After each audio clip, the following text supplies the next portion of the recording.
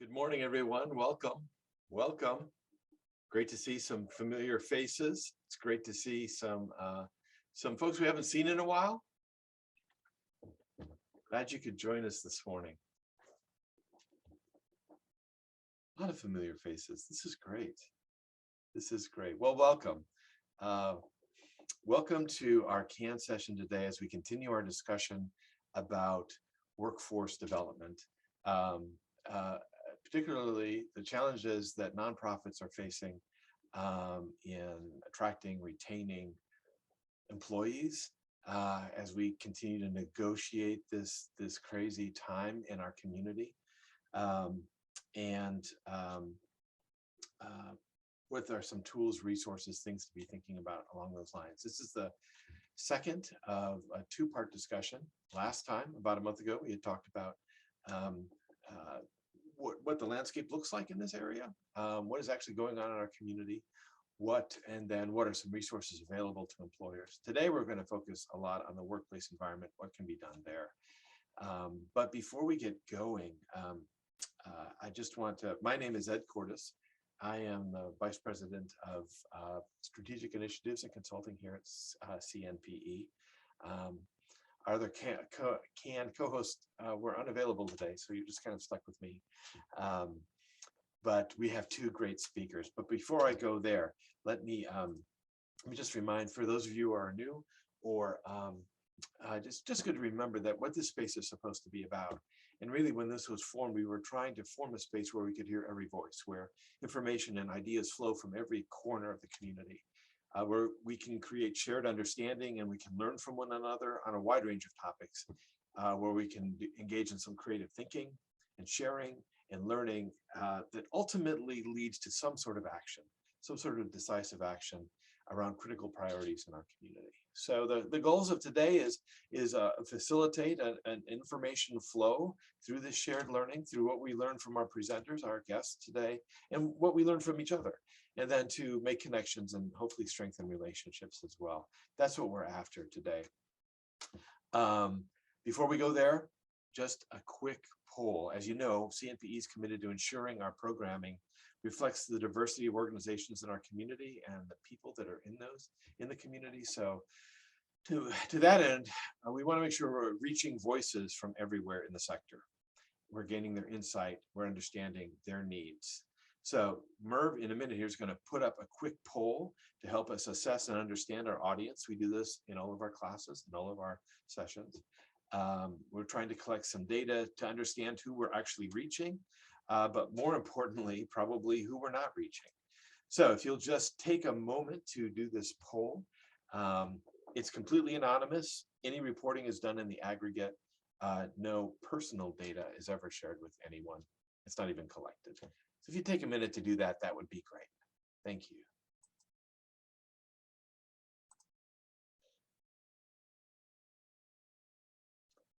And Merv, you can let me know when we're ready to go again.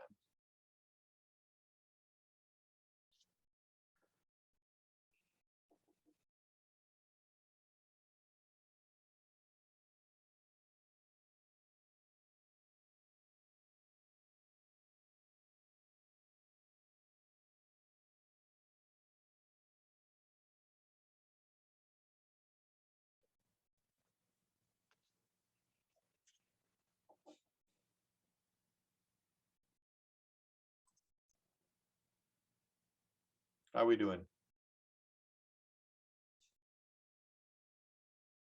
We're good. We're good? All right, great. Thank you all very much for helping us out with that. So today's topic is employee retention and workplace culture and environment, particularly in regards to attracting and retaining talent. And we have got two great presenters with us today. I'd like to introduce Elise Smith. She is the Director of Inclusion and Sector Strategies for Kentuckiana Works. In that role, she leads efforts to make the public workforce system more responsive to employers' needs and spotlights strategies that attempt to right decades of structural inequities in workforce policy.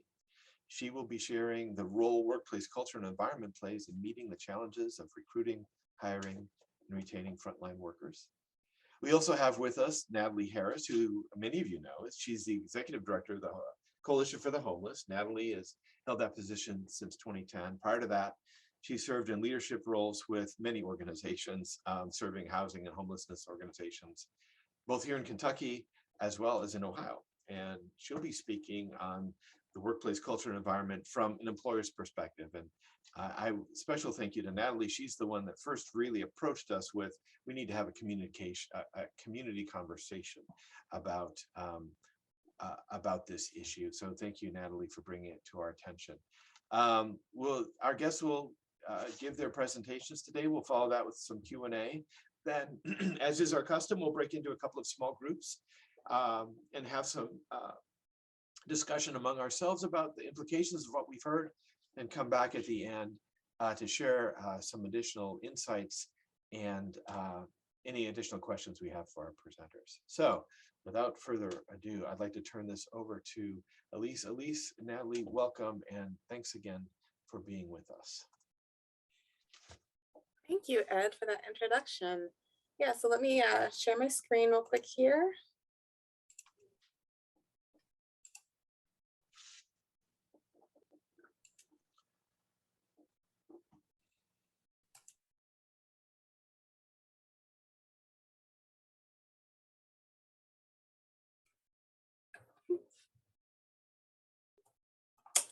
Oh, okay.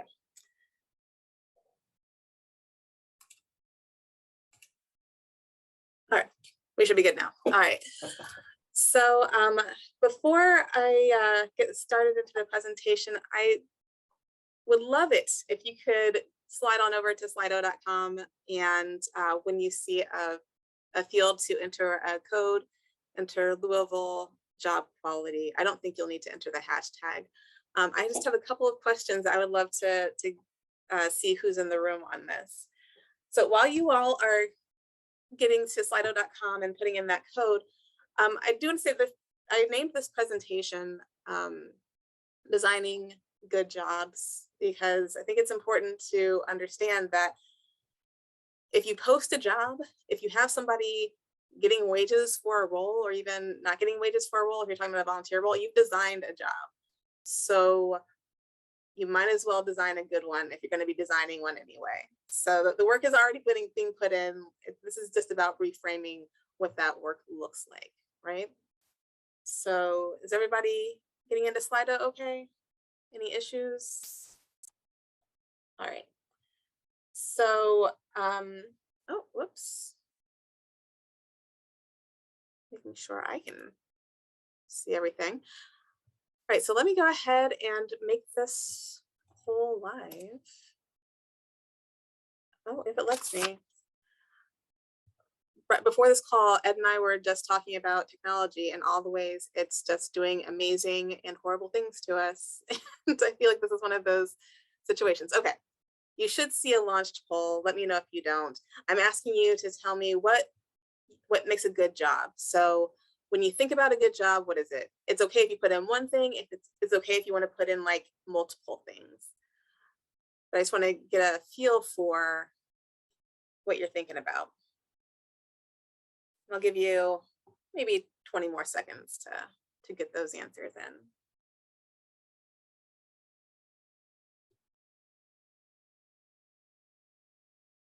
It looks like we've got a couple cultures. All right. Okay, let's get in some votes here. Purpose is a good one. Meaningfulness and gratification, I'm seeing that come through too. Coworkers, yes, coworkers count for a lot. All right, cool. All right, so let me stop that one and move on to my next question. Given everything that you just said about what makes a good job, what percentage of the jobs at your organization are good jobs?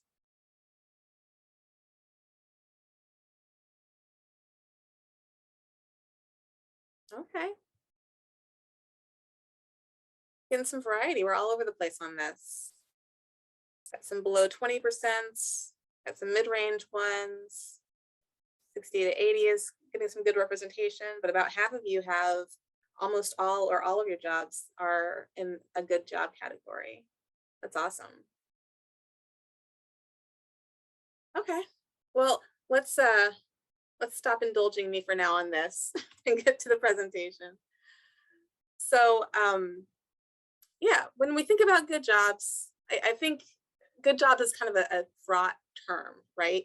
Like if you have good jobs, that means somebody has bad jobs. But I think it's a little bit easier to reframe it as what workers have access to more so than what employers are offering. So if you think about it like, okay, good jobs allow somebody to be, their full person. And what's the opposite of that? It's jobs that really make them more vulnerable as they walk through the world, right? So some major categories for that that are kind of go-tos that people think about are wages, if you're above or below the median, benefits, what does healthcare coverage look like? What does paid time off look like? Is there any kind of assistance available on those non-financial matters to your employees? Scheduling is kind of tricky because it has, I think, two different branches that really depend on the kind of work you're doing. So you have scheduling that's talking about predictability, and then you have scheduling that's talking about flexibility. And a lot of times you have flexibility that is coming at the cost of predictability. So it's just two different ways to think about that particular term. And then a biggie is physical risk. And those last two items are a little bit linked. If you think about the classic example in workforce discussions is manufacturing. Manufacturing jobs, the beginning of the 20th century, were not necessarily safe. They weren't necessarily healthy. And the pay wasn't necessarily good. And then a bunch of magical things happened in the middle of the century. And by the time the 80s rolled around, manufacturing jobs on balance were much more solid family sustaining enterprises. So, the things that changed is, of course you have some unionization in there, but you also have workplace protections that come from federal regulation, safety, things like that. So I think it's important to recognize that even today, we have a lot of jobs that don't have workplace protections. The ones that come to mind automatically are, domestic work and agricultural work. But also who you are really dictates who you or what protections you have available to you, meaning like your immigration status more specifically. But if we're thinking about, okay, I want to design a job, I want to design a good job, there are a couple of frameworks out there already that might help guide you through the process. What you are looking at right now is adapted from the National Fund for Workforce Solutions Job Design Framework. And the way they're looking at it is all of this lives on a bed of racial equity and inclusion. Like if you're not thinking about inclusion and equity as you're designing jobs, are you really doing it? Are you really designing a good quality job? So, answering that for yourself and your organization and what that means is a first step. And then you would work work from the left to the right on these pillars. So on the left-hand side there, we have the basics. What does your compensation look like? What is the work environment? Is it safe? And are your supervisors of those frontline workers, are they competent in explaining what the role is and benefits available to employees? Moving over to the right, we have workplace supports, so helping workers perform well and achieve stability. So what trainings are available via onboarding, and then later on down the road trainings, internal assistance like financial wellness and all the other EAP sorts of things, and then external supports. Thinking about the social determinants of work, like what actually helps people be workers and present physically and mentally on the job. So things like transportation and childcare and everything else that really dictate life nowadays. Moving to that, I don't know, it looks kind of like a pukey green color, the opportunity column. Helping employees advance and develop their skills. So what are you doing around career development? What are you doing around mentoring and coaching to really promote those feelings of inclusion at the workplace? And what does your recognition system look like? And then finally, and this is the hardest one, honestly, is really incorporating worker voice, making sure employees are engaged and have agency at the workplace. So what does participation look like? You know, what does feedback gathering look like? All of that. And yeah, the idea in the National Funds framework is that um, we understand it's not realistic to do every single thing. And their framework actually has a lot more detail. And I've tried to make this more PowerPoint friendly. Um, so, you know, being able to pick which elements your organization wants to prioritize from each of these categories, so you have a better chance of getting to that good job design. But they're not the only ones thinking about this. You also have the Good Jobs Institute, based off of work that Zeynep Tun did in for her book, The Good Job Strategy. They're looking at job quality as more of a hierarchical sort of framework as far as what need is for employers. So those dark gray boxes near the bottom of the screen, you have the basics like you have seen on the left side of the National Fund framework: pay and benefits, scheduling, career pathing, safety and security. And the lighter gray boxes have those more esoteric elements of job quality. So recognition, meaningfulness, somebody mentioned that in the poll we did earlier, abilities for growth, and achievement. And achievement is kind of tricky, and I don't think the National Fund framework really addresses this, but having autonomy in a role, the ability to bring your own creativity and critical thinking to a role so that you can actually feel accomplished in your own skills, rather than just doing something very rote or very prescribed.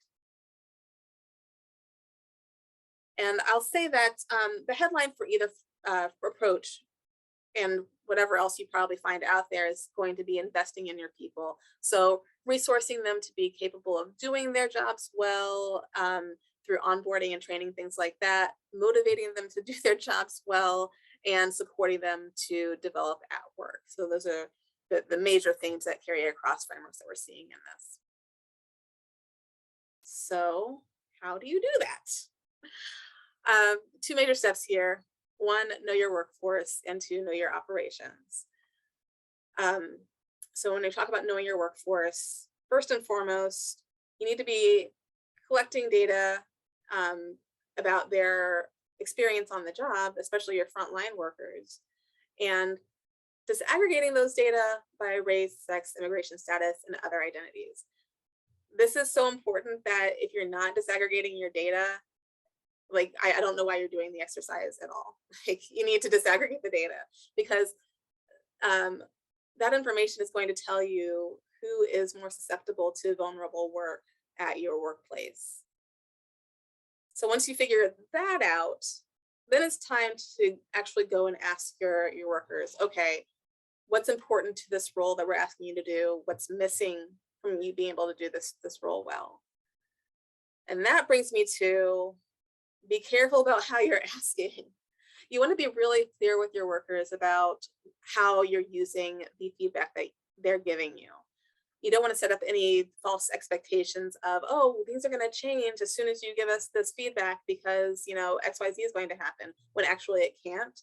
So just be very clear about where you are in the process. Are you just trying to understand the experience so you can, you know, better write job descriptions?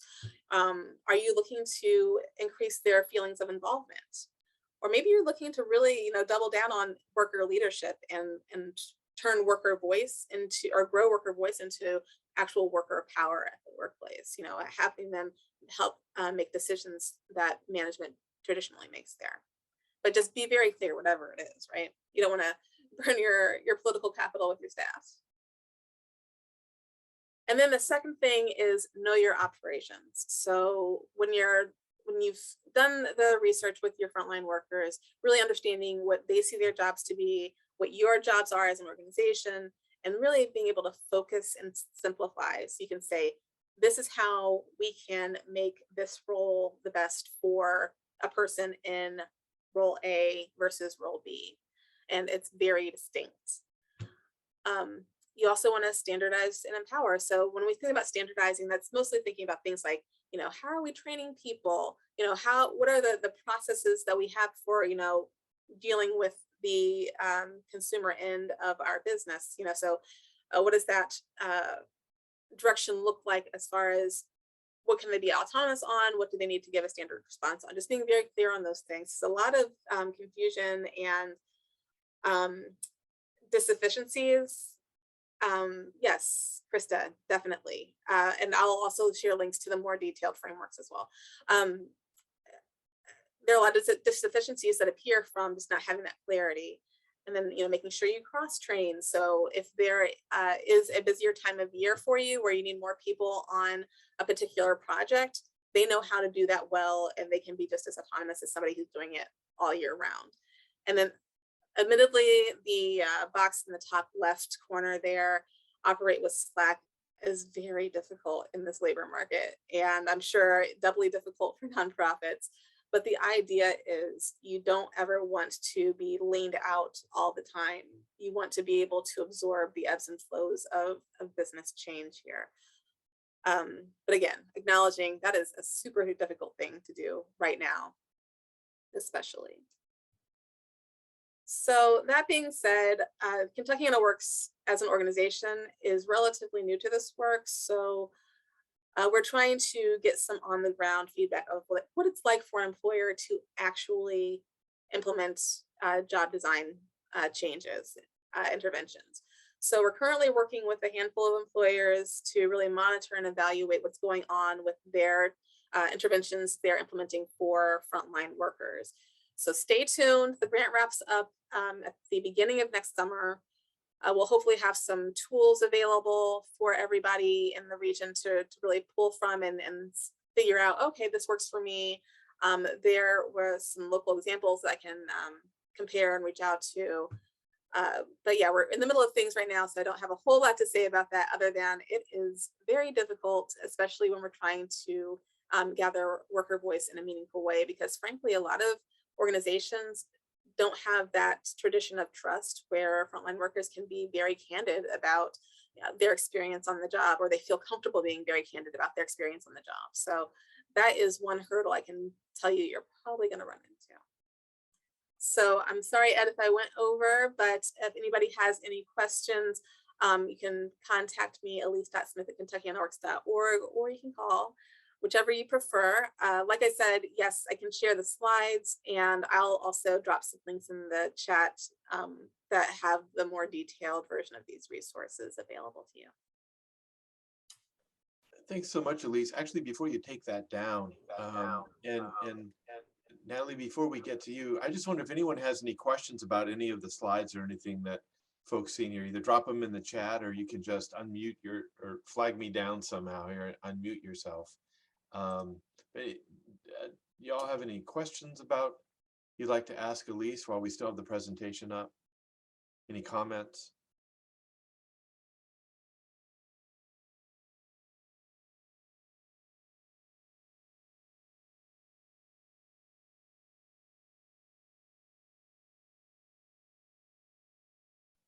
Ed, are you talking to us? You're on mute. Yeah, you'd think after 2.5 years I would know how to do that. Thank you so much, Elise. Natalie, your reactions to this and just your own experience on the ground with you and the organizations in the coalition. Yeah, thank you all for this opportunity. I agree with the chat that was really, really helpful conversation about some things that you can do. And I wrote down the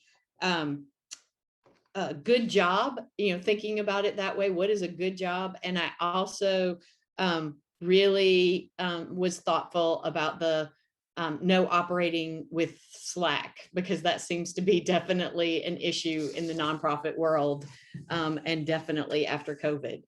So I thought I would just, the reason why I'm here and the reason why this is important to the Coalition for the Homeless is because the COVID really rocked the world of nonprofits, and definitely direct service nonprofits that were working with homeless people. I'm sure there are lots of other groups that had group settings and other types of work where you really could not stop working during COVID.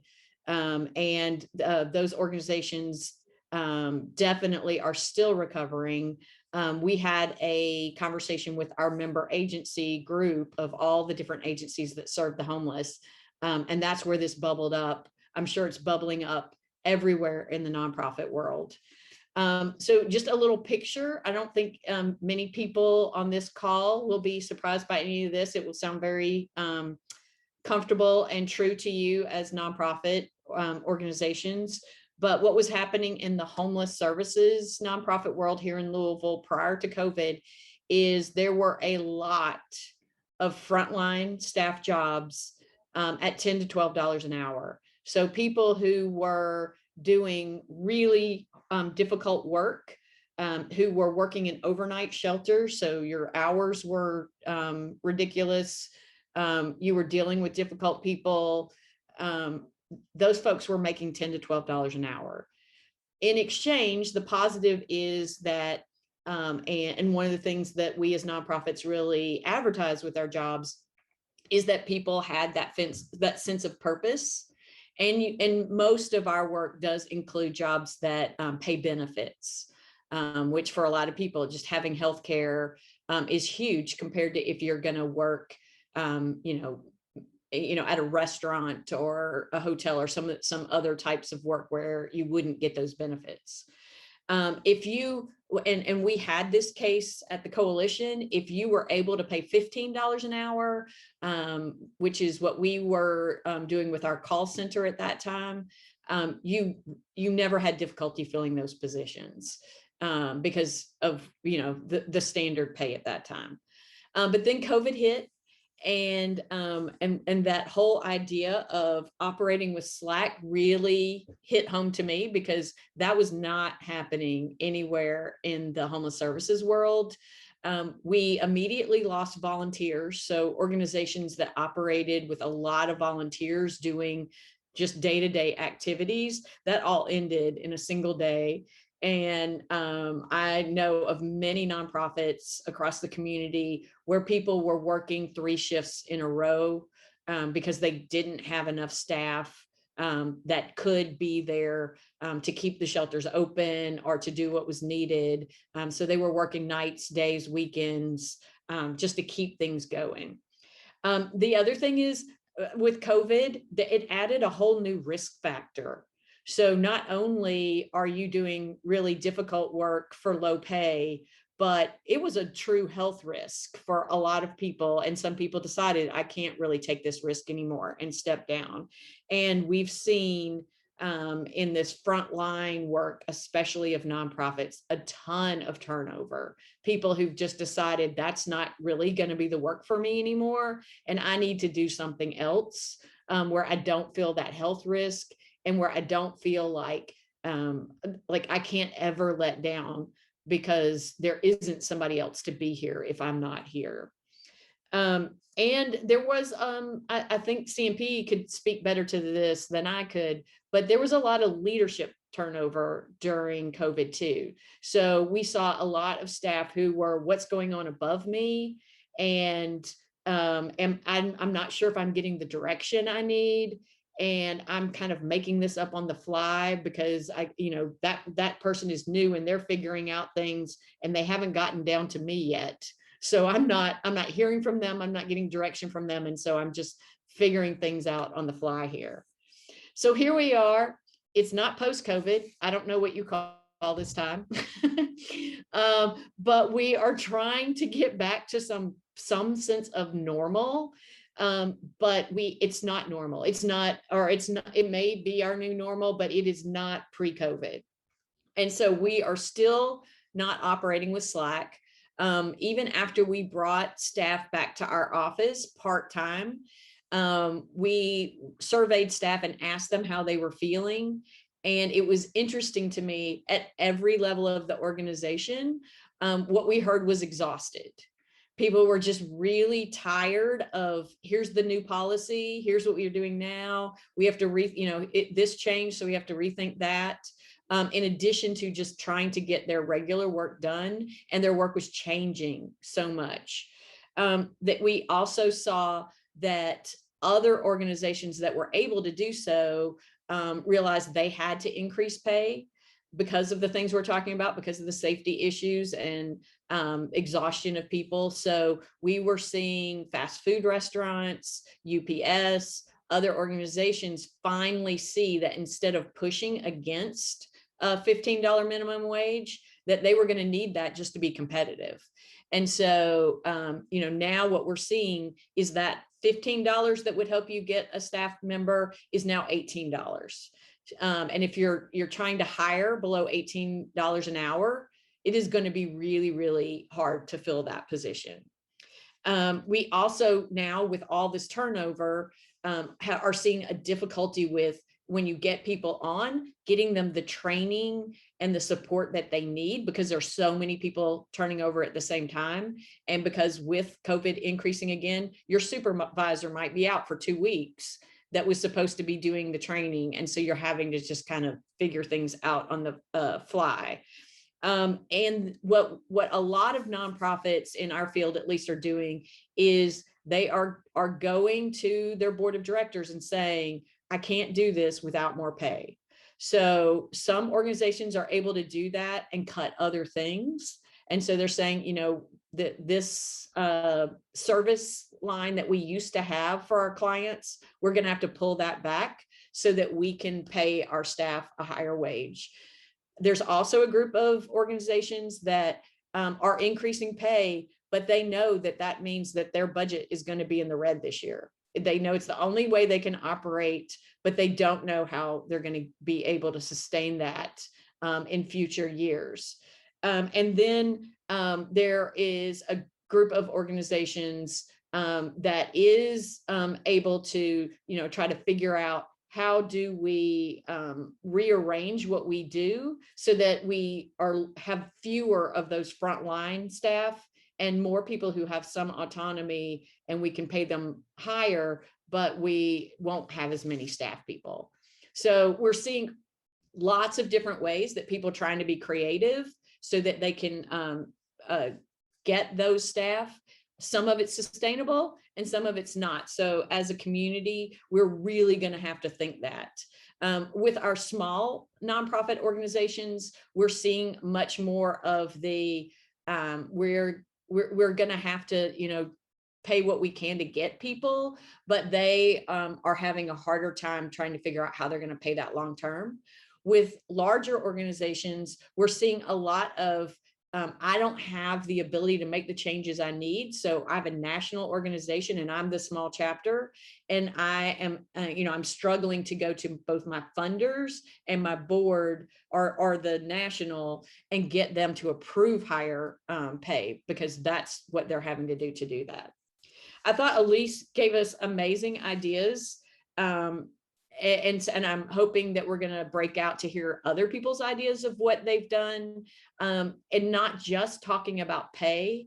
I think that's mostly what we talk about, but I love that she talked about what are the other things we can do.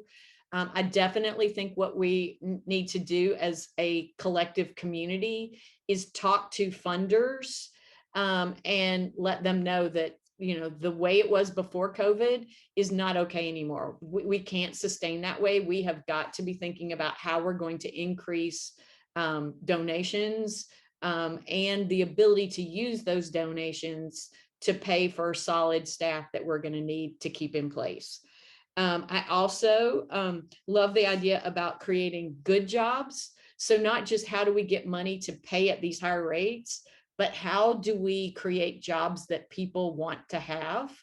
And I think this aligns really well. There have been a lot of articles recently about millennials and younger who they are really looking for good jobs. And this started even before COVID. I don't want to just go work somewhere where nobody is thinking about me day to day and I'm just another cog in the wheel. And that is actually through COVID. And a lot of the actions that people have been doing during this time that have led them to think, I want to do that in my workplace too. Some of that's positive, some is not. Some of it causes turmoil in the organization.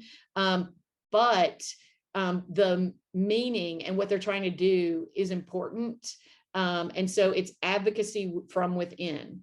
And so we've spent a lot of time on this. I think other nonprofits are spending a lot of time on it. And if you don't, I think you won't be able to get the people you really want. And Elise talked about some of the ideas. Some of the things that our organizations have been doing is we have been doing a lot of surveys. What are you looking for? What do you want?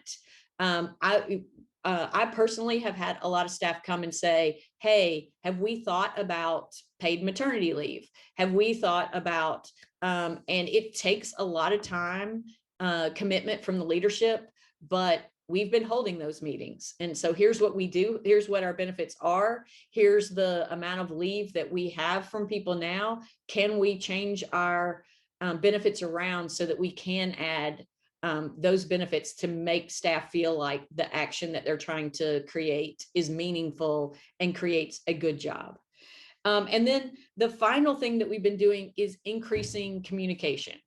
And that has been really hard with everybody not in the office. And even when we've returned to the office, everybody's not in the office at the same time. And so things will happen and people won't hear about it because that was not the day they were in, and it creates conflict because you knew this and I didn't know this, or I never found this out and why was I left out? So we've really had to rethink. I'm not a big fan of Teams for this kind of setting, but one of the great ways we have been using Teams is for our staff that work together. They're just on Teams all day long.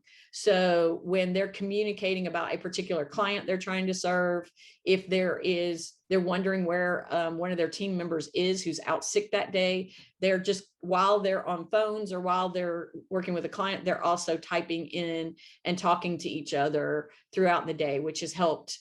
I think people feel a little bit more autonomy and a little bit more like they're knowing and hearing what's happening as an organization. So those are my ideas. I would love to hear what other people in this sector are doing, what wins they've had, and what they're still struggling with. Oh, and I did put, or I'm about to put, if I enter, my contact information. Thanks so much, Natalie. Boy, a lot of information there and a lot of good on the ground stuff. A lot of food for thought. Any questions for either Natalie or Elise before we have our own discussions around this topic going forward? I noticed, feel free to type them in the chat. Claire, you've got a great question here about the need. Can we talk about a sense of community that's required for this kind of work to help with secondary trauma and a sense of collaboration? How do you find room for that when everyone is feeling overwhelmed with the level of unmet needs? And also in this continuing COVID. Natalie or Elise, any thoughts along those lines? Yeah, I'm sure Elise has a lot more ideas about this from, the larger spectrum of organizations she works with. I will say we created a health self-care fund so that people can use that for anything they want. It's $30 a month, or you can save it up and use it for one big thing. And I think more than the $30 is the fact that we talk about it. So like, what have you done with your fund? What are you doing for yourself? And it creates a reason for me to reach out to people and say, are you doing something to take care of yourself? If we were a larger organization, I think we could do more with that. And I'd love to hear what other people are doing. Sure. Elise, some thoughts on that? Yeah, I can't speak to that as far as any actual interventions that we've been privy to locally, but I know the Good Jobs strategy talks about that in part of their argument for standardization. So having standard ways of onboarding folks, having standard procedures for the way you do business. I think one of their examples around this was in a grocery store. It builds a sense of trust amongst a staff that then opens the door for these more informal relationships that grow community. So it's about like having a kernel to build off of, to really grow that trust from. Sure. Thank you, Elise. Claire, you also had another question about, you're filling up the chat, Claire. Thank you. About transparency among nonprofits, about salaries, benefits package. Does that help the cause? I wonder if you wouldn't mind unmuting and just sharing a little more about that question and your thinking behind it. Can I go off mute? Is that easy? I can hear you. Okay, cool. Yeah, this is, I think, a really challenging question because it is this, I think to Natalie's point, if we're going to go to funders and say, hey, we all need to have a level of compensation for these frontline workers, and it should be $18 an hour and a benefit package, I think that's something that we could do also as a community, is be honest about how far away we are from that opportunity. How much would it cost to get there? And what are the obstacles in getting there? They often say, okay, what's the sustainability plan? Well, that's complicated. So I do think that we have a lot of room to grow as far as just this open communication about how much we're all making. I mean, it's awkward. We feel really strange about talking about how much we're able to pay our employees and then also pay ourselves. And so how do you start navigating that awkwardness?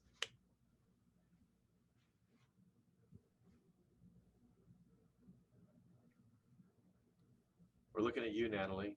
Well, I will say this, we did start to address this just recently. And I think the thing that made it easiest, as we were trying to increase salaries post-COVID, is that we moved people into 5 buckets.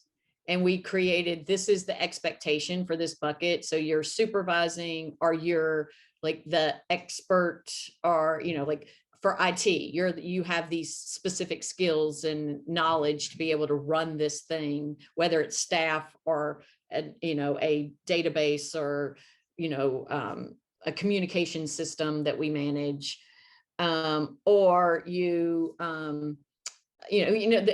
have that list for each of the things. And then we tried to get everybody, which meant we had to increase some salaries instead of decreasing salaries to get people to the same level.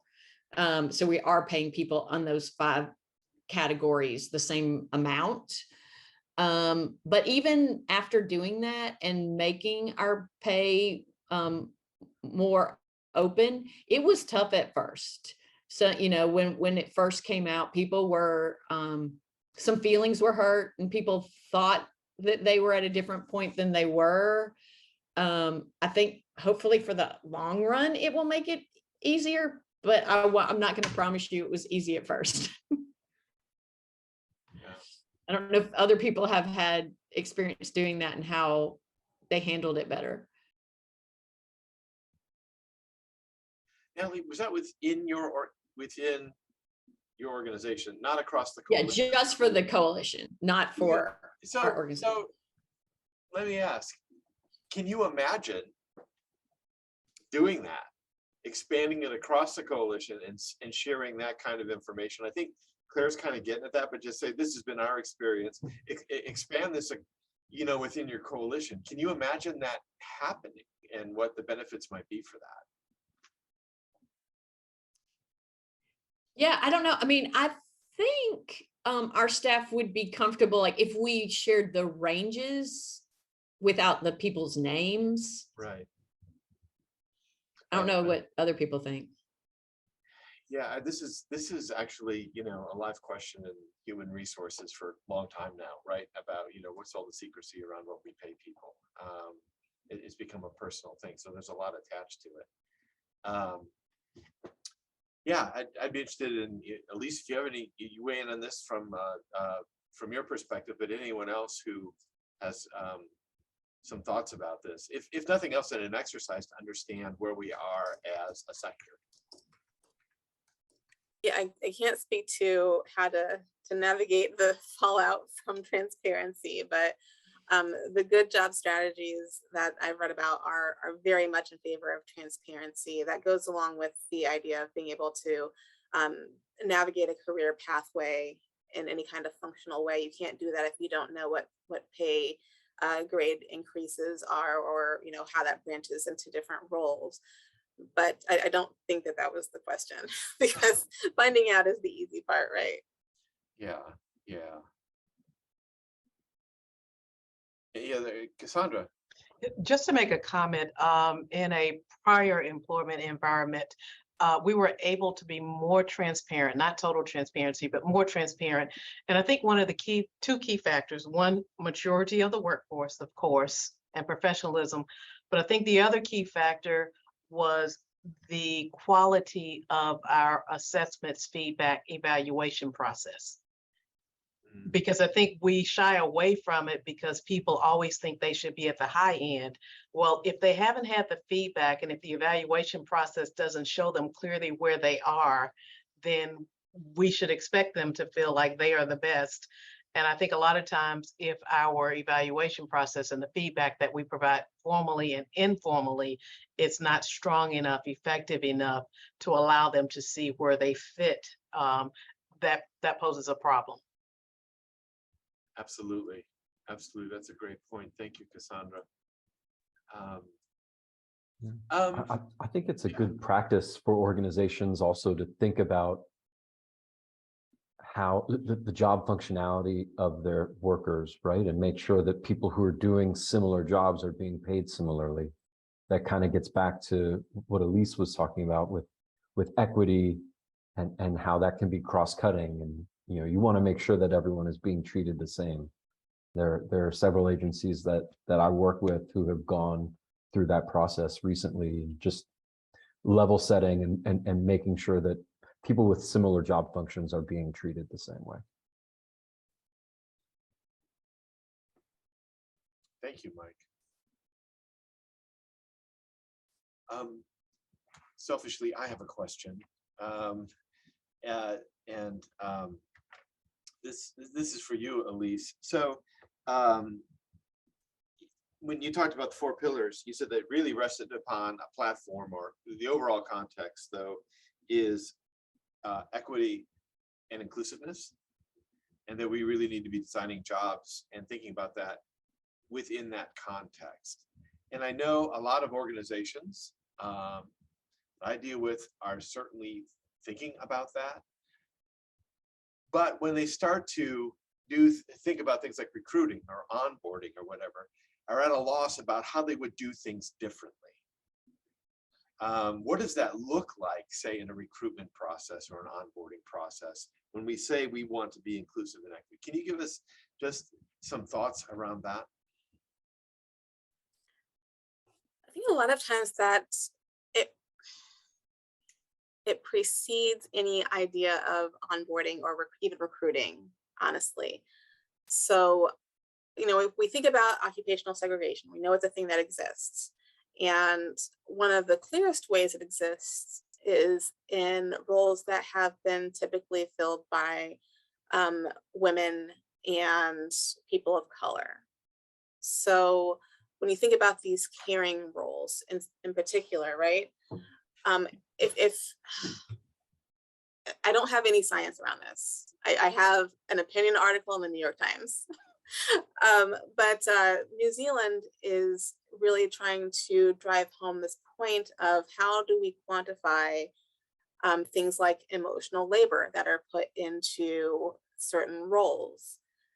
And if we're trying to create parity between these harder skills, more technical skills, and skills that are more associated with emotional labor, what does it look like to actually revalue that work? And I think that's where a lot of this comes in. If you're thinking about, if we are trying to change the inequity, the history of inequity in this kind of work, what does it mean to actually correctly value the tasks being performed in that work? And that's one way that you can really get to, okay, is equity, has that surface even been scratched when we're talking about the role that we're trying to design here? I see. Thank you. Well, before it gets away from us, I'd like the opportunity for us to break up into small groups and to share our experiences with this in our own places, our own thoughts about this, with the idea of getting to know one another a little bit more and make some connections, but also explore this in a way that's a little bit more conversational. So if you have to leave, we understand, but I really hope you'll stick around to have these conversations. Then we'll come back after a few minutes and talk about what we heard from one another and have another opportunity to continue the conversation with Natalie and Elise. So Merv, if you could break up into groups, that would be great.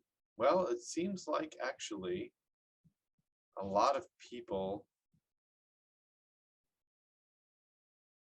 I don't know, actually, we're kind of a small group right now. I think some people have moved on. So, I don't know, let's see. This is very fluid, folks. 1, 2. Yeah, if you could break us up into a couple of small groups, just to do some sharing, that would be great. That gives everyone an opportunity to share. That's what we're trying to do here. Thanks. We'll see you all on the other side.